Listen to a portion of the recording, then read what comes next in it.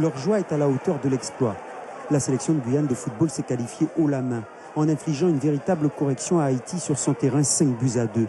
Une page de l'histoire du football guyanais a été gravée dans le marbre de belle manière, car mené 2-0 au bout de 30 minutes de jeu suite à un pénalty de Jérôme Méchac dès la 4e minute, puis une réalisation de Nazon Dukens à la 28e, on ne donne pas cher des chances d'Eyana Doko au bout d'une demi-heure de jeu.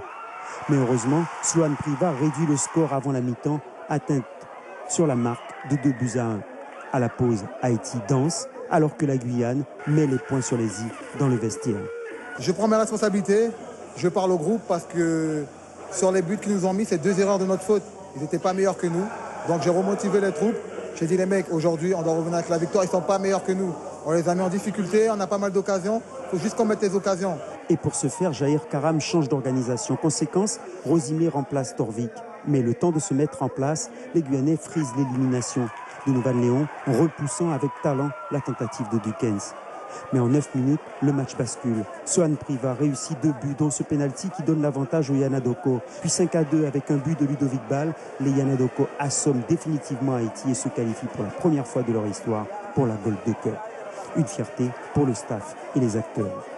On pense aussi à tout le peuple guyanais parce que je pense que là on a écrit une histoire et ça personne ne peut nous l'enlever là maintenant. On l'a montré sur le terrain. Maintenant, à nous de représenter fermement la Guyane en juillet. Je suis content parce qu'on a démontré ce soir qu'en Guyane, avec de la volonté, de la détermination et beaucoup de confiance en soi, on peut réaliser de belles choses.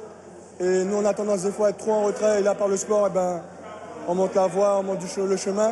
Et puis une pensée aussi pour la famille Clette, parce que quelque chose de tragique s'est passé hier. Ça nous a beaucoup touchés, nous au loin. Et voilà, c'est la victoire de toute la Guyane.